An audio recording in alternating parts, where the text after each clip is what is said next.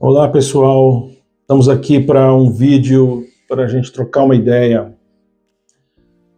debater um pouquinho a respeito da gnatologia moderna na odontologia, né?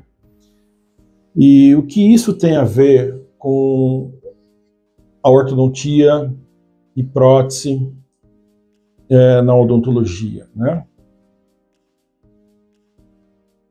Basicamente, a gnatologia nada mais é que a utilização de instrumentos para que a gente possa fazer medições dos nossos pacientes e com essas medições reproduzir com esses instrumentos situações que o paciente eventualmente tem e com esses instrumentos proporcionar um tratamento ao nosso paciente, não só desde o ponto de vista de diagnóstico, mas também, né, criar alguma peça que vá tratar nossos pacientes.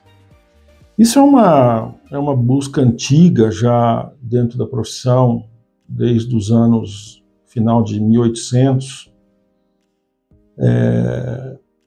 mesmo naquela época a metalurgia era muito empírica, né? A gente não tinha metalurgia desenvolvida. Se a gente for levar em consideração que a primeira ponte metálica nos Estados Unidos foi criada, se eu não me engano, em St. Louis, 1870, 1870 e pouco,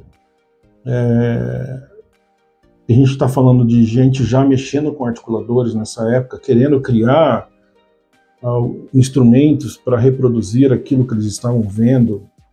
Que são absolutos gênios, né, da profissão.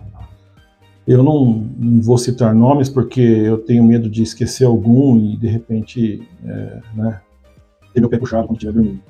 Mas a gnatologia, ela foi uma área extremamente importante para a odontologia porque ela trouxe à luz da profissão uma maneira diferente de estudar os pacientes, né, de se fazer medições. E isso é uma questão que foi muito utilizada na Alemanha, com vários autores, eu vou citar um deles, P, ok? E outros profissionais dos Estados Unidos também lançaram mão, como Peter Thomas, como McCallum, muitos outros profissionais buscaram o uso e o advento de instrumentalização para o diagnóstico. Então, isso foi um processo muito bonito, muito interessante que a odontologia vivenciou. E nessa época, tinha-se como meta encontrar uma posição do côndilo dentro da cavidade glenoidea que eles encontrassem como sendo uma posição fisiológica. Existia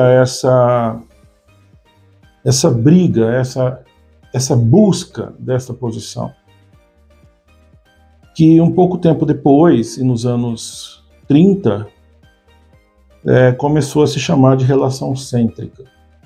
Essa relação cêntrica, que do inglês é centric relation, é uma palavra que nós aportuguesamos, né, da relação cêntrica, ela é uma relação, como a palavra diz, tá? É uma relação entre a superfície do côndilo articular, o disco articular e o teto da cavidade glenoidea, e alguns autores correlacionam com uma eminência articular também. Então, essa relação não significa exatamente uma posição, porque é apenas uma relação. Um pouco depois,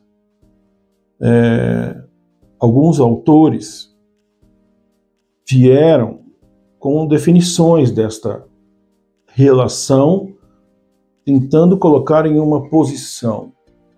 Vários autores criaram diferentes posições para essa tal relação cêntrica. A ponto de, se você pegar a literatura dos livros mais famosos, como Ockerson, por exemplo, você tem Dawson, você tem vários outros autores que têm na sua mente essa gnatologia antiga. É uma gnatologia ultrapassada, de buscar uma relação cêntrica que, na verdade, ela não existe.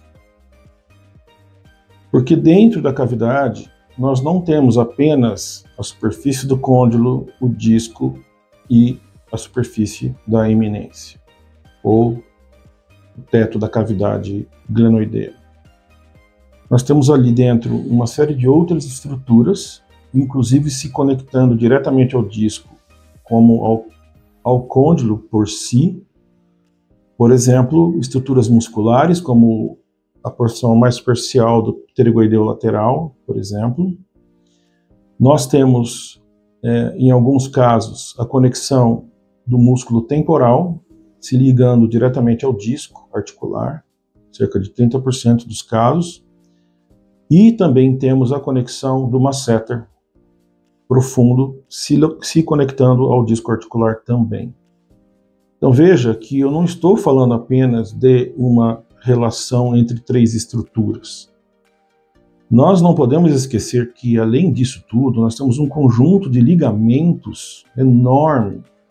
E a cada dia que passa, os anatomistas estão descobrindo mais e mais ligamentos.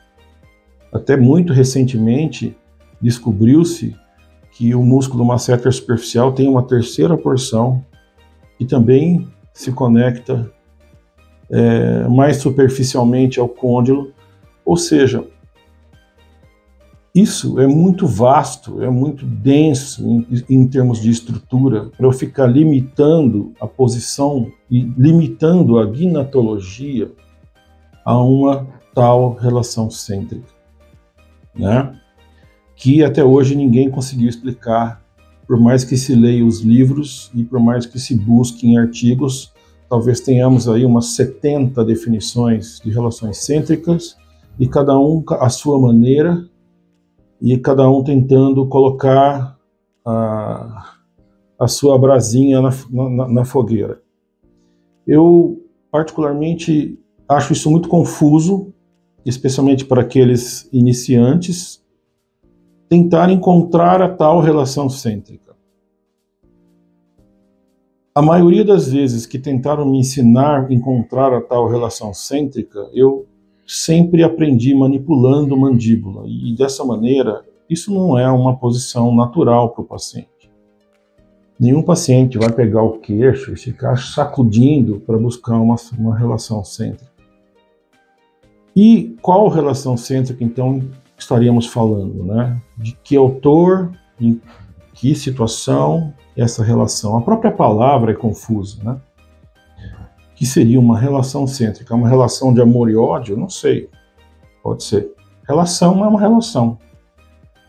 Agora, a gnatologia moderna, agora sim, nós vamos entrar num outro tópico, que ela virou a página nos anos 80, 1980 para cá. Eu começo a entender o que significa de fato a parte da gnatologia em benefício para a odontologia. Porque desde então, de 1800 até 1980, nós temos uma confusão na nossa profissão. Por mais que tentassem explicar, cada um colocando a sua maneira, imagine você, um graduando em odontologia, ou uma pessoa que está estudando prótese e tentando entender a oclusão e a sua correlação com a articulação, isso vira uma confusão tão grande que você não vai ver a correlação disso. Qual é a correlação entre a oclusão e a ATM? Se cada um tem a sua visão, e se cada um tem a sua perspectiva, isso vira um balaio de informações e a correlação acaba não existindo, né?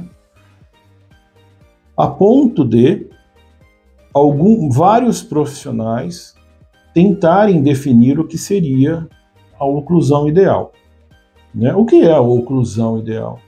Quantos pontos de contato eu tenho que ter entre os dentes em oclusão para que eu obtenha a tal oclusão ideal?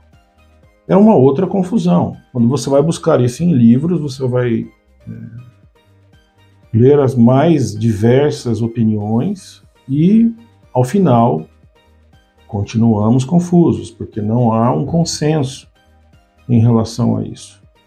Então, sempre que nós não temos um consenso, é porque não há, de fato, uma coisa bem estudada. Isso é muito simples, tá? Nos anos 80, quando alguns profissionais começaram a colocar a colher nessa cumbuca, tentando arrumar e pôr ordem nessa bagunça, a coisa começou a clarear. E eu vou citar apenas um, para não cometer injustiças, né? Se eu começar a citar mais que um, é capaz de eu esquecer alguém. Mas eu vou citar apenas um, que é o professor Rudolf Slavicek. Nesse período, ele começou a entender que nós não temos, de fato, uma relação entre estruturas. O que eu tenho que buscar são posições. A relação pouco importa se você está com o disco ou não em cima do seu côndilo. Tá? Se essa relação está com côndilo, disco, eminência ou côndilo, disco, teto da cavidade numa relação, isso pouco importa. O que eu preciso saber é qual é a posição que eu tenho que estar para fazer um diagnóstico. Ou seja, eu preciso usar os meus instrumentos como se eu estivesse lidando com um GPS do carro. Vamos fazer a seguinte correlação. Você vai querer usar o GPS do seu carro para ir para determinado local e você vai lá apertar num aplicativo. O mais comum aqui, pelo menos para nós, é o Waze. Então eu vou lá digitar o Waze. Eu vou digitar, eu quero ir para o restaurante não sei das quantas. E você está na sua casa. Qual é a primeira conta, qual é o primeiro cálculo que o Waze faz para te levar ao restaurante não sei das quantas? A primeira coisa que o GPS faz é descobrir aonde você está. Se ele não sabe aonde você está, ele jamais vai conseguir te dar coordenadas para te levar. Vire à esquerda, vire à direita, vá a norte, vá a sul, vá a sudoeste. Ele não vai conseguir te direcionar para lugar nenhum. O GPS simplesmente não vai fazer esse cálculo, porque ele não sabe aonde você está. Se a sua conexão com a internet cai, ele perde aonde você está. A partir do momento que ele não sabe aonde você está, ele não consegue calcular a sua rota. Com a gnatologia é a mesma coisa. Então, o que eu preciso fazer? Eu preciso saber aonde está o côndilo. Sempre. Qual é a posição zero do GPS condilar na cavidade? É a posição mais posterior, mais retral possível, sem nenhuma compressão de nenhuma estrutura. Ou seja, eu estou partindo de um ponto que eu sei aonde eu estou. Se eu sei aonde eu estou, eu posso calcular para onde eu quero ir. Assim funciona a nova, moderna gnatologia. Então, se você não sabe usar um instrumento, não é porque o instrumento é ruim, é que você não sabe usar o instrumento. Você não sabe extrair desse Waze tá? Desse Waze, isso aqui é um Waze. Você não sabe extrair desse Waze nenhuma informação. Por quê? Porque você não deu para o Waze aonde é a posição 0. Se você não monta o Waze na posição 0, e certamente não é a relação cêntrica da velha gnatologia, você está num mato sem cachorro. Você está no meio do mar com o seu veleiro sem bússola. Você vai ter que se orientar por alguma coisa. E nem sempre o céu está de brigadeiro para você enxergar a posição das estrelas, do Sol e da Lua. Eu preciso assertividade, eu preciso 100% de precisão. Para que eu esteja na posição 0, eu preciso estar na posição referência, que é a posição mais posterior, mais retral do côndilo, na cavidade, sem comprimir nenhuma estrutura. Essa é a posição 0 do meu GPS. Então, quando eu vou montar um articulador, eu preciso saber que posição eu estou usando. Um pouco mais além, vamos pensar agora em referência a que eu estou montando. Eu posso ter uma posição 0 aqui, mas eu não sei meu eixo de coordenadas. Então, para onde eu vou? Se eu não sei onde é o norte. O GPS precisa saber onde é o norte. Então, quando ele sabe que você está numa posição 0, ok, eu tenho um ponto. Mas espera aí, eu estou olhando para o norte, para o sul, para o leste, para o oeste, para onde o meu carro está apontando. É o eixo referencial que eu tenho que ter. Normalmente, os articuladores utilizam o plano de Frankfurt. Tá? O plano de Frankfurt ele é um plano esqueletal que vai unir o meato acústico com a órbita. O que é esse plano? Eu tenho uma referência esquelética, mas eu não sei exatamente aonde está o côndilo nesse eixo de coordenadas. Para isso, o professor Slavicek criou uma solução, onde ele desenvolveu um plano que ele chama de axis orbitário. O que seria o axis? É o eixo hinge, é o eixo intercondilar do paciente. Então ele fez a conexão do osso mandibular, direita e esquerda, como se fosse um eixo da roda do carro, tá? Então agora eu tenho esta posição espacial em referência à órbita. Então agora eu sei que eu estou retral, eu sei que aqui eu tenho a posição hinge, agora eu sei que eu posso ir para o norte. Então se você não sabe o que é gnatologia moderna, você vai descartar a gnatologia porque realmente é uma confusão. Que realmente ela não te traz soluções, ela só te traz confusão. Agora, se você conhece a gnatologia moderna, você vai ter a oportunidade de utilizar ferramentas fantásticas para fazer o diagnóstico e direcionamento do seu paciente, do tratamento do seu caso. Então não é uma questão única e exclusiva da palavra gnatologia. Não é para que usar articuladores. Mas se você não sabe, melhor não usar. Se você não tem noção de que eixo de coordenada você vai aplicar, não use, porque realmente vai te trazer confusão. Se você vai se referenciar para uma relação cêntrica, sei lá eu qual, não a faça, porque você não sabe onde você está.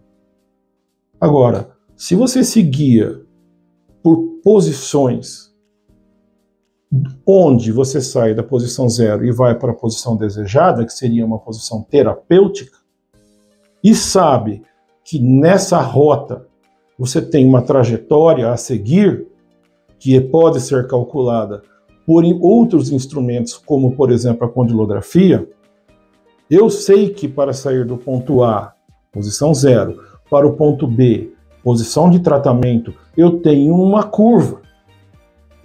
que é exatamente a trajetória condilar que o paciente faz na translação. Então eu consigo, com esse cálculo, determinar com precisão e sem risco de causar nenhum tipo de compressão ou dano articular ao meu paciente, uma nova posição mandibular. Agora, se você não utiliza esse conceito, você obviamente vai criticar. Mas é uma crítica por desconhecimento. E não é uma crítica com base em alguma coisa. Ok, eu tenho literatura que diz isso, aquilo outro. Ok, você pode se basear na literatura A, B, C e D. Eu tenho milhares de artigos e referências para lhe passar a respeito desse conceito. Agora, se você não quer enxergar esse conceito, o problema é teu. Você que sabe. Não tem problema nenhum. Agora, não critique um conceito que você desconhece. Porque o sucesso com esse tipo de conceito é fantástico. E eu tenho casos e casos e casos para lhe mostrar. Só seguir aqui os meus futuros vídeos e as minhas postagens de Instagram e até os casos que eu publico em revistas científicas, onde eu já tenho vários artigos publicados. Fique à vontade, pode me seguir no American Journal, no Young Orthodontist, no Journal of Clinical Orthodontics, no World Federation of Orthodontists, revistas clínicas de ortopedia na Europa, European Journal. Fique à vontade, lá nós temos bastante coisa para você estudar. Agora, criticar por criticar, eu não gosto de fazer assim. Eu não critico aquilo que eu desconheço. Não é? A gente tem que criticar aquilo que a gente conhece. Você já tentou fazer isso? Se não tentou, não critique. Porque você desconhece. No dia que você tentar, e eu lhe convido, quem desgosta, quem não gosta disso, a fazer um teste. A minha clínica está de portas abertas, a receber todos.